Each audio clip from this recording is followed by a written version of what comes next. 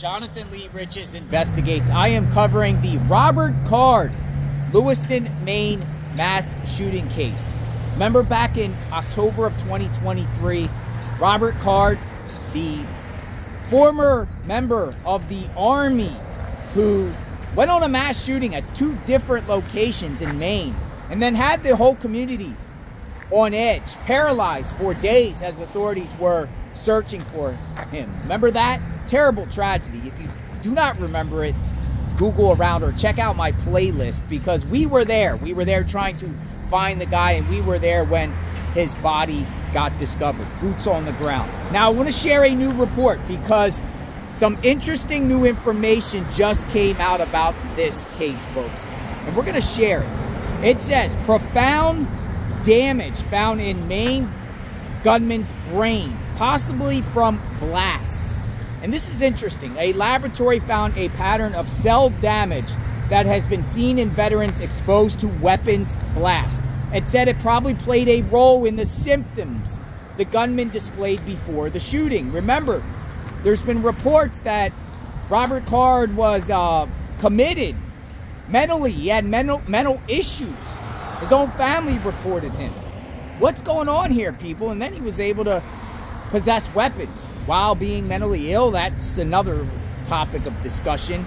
But let's talk about this. A specialized laboratory examining the brain of the gunman who committed Maine's deadliest mass shooting found profound brain damage of the kind that has been seen in veterans exposed to repeated blasts from the weapons use.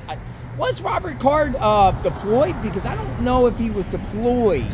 I heard he was an Army reservist. What's going on? Let's read on. The lab's findings were included in an autopsy report that was compiled by the Maine Chief Medical Examiner's Office and released by the gunman's family.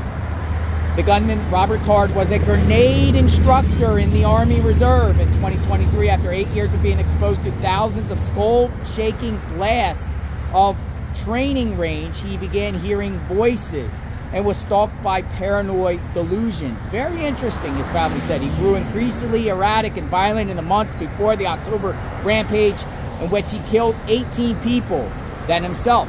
His brain was sent to Boston University's CTE Center, a laboratory known for its pioneering work documenting chronic traumatic CTE in athletes. According to the lab's report prepared on February 26 and updated on Wednesday, the white matter that forms the wiring deep in the brain had moderately severe damage. In some areas was missing entirely.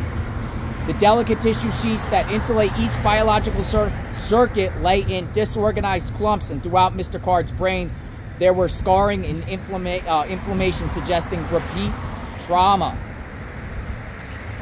While it is unclear that these pathological findings are responsible for Mr. Card's behavior changes in the last 10 months of life, based on our previous studies, it is likely that the brain injury played a role in the symptoms, the report concluded.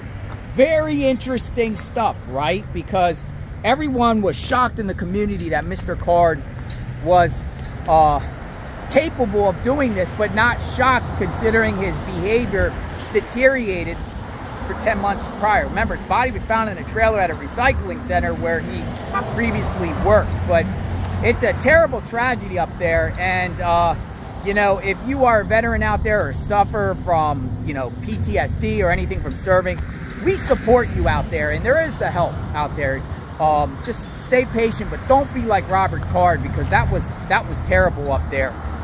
Literally, after the shooting occurred, they had every business shut down. Like, you couldn't even shop or do any commerce in the area. They're looking around for this gunman.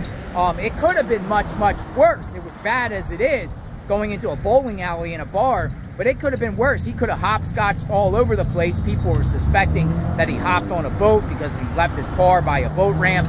It was very sad. And, you know, we were out there trying to bring awareness of the case. We've talked to people affected by the community. People were laying. Whole community came out. But at the same time, it's also this mass shooting almost has been forgotten. When I just saw this report, I'm like, oh, they're still talking about Robert Card. Like, I almost forgot about him because, you know, we've had so many mass shootings that, you know, it's easy to forget if you're not from that community, but I'm sure people are affected there. Has the community moved on? Is there going to, how do you think the police authorities handled that investigation? Let me know what you think. Subscribe to my channel, like, hit the notification button. Robert Card, check out my playlist. We were there. We'll talk soon. JLR Investigates. And when more information comes out about this guy, I will share with all of you. JLR Investigates. Stay tuned.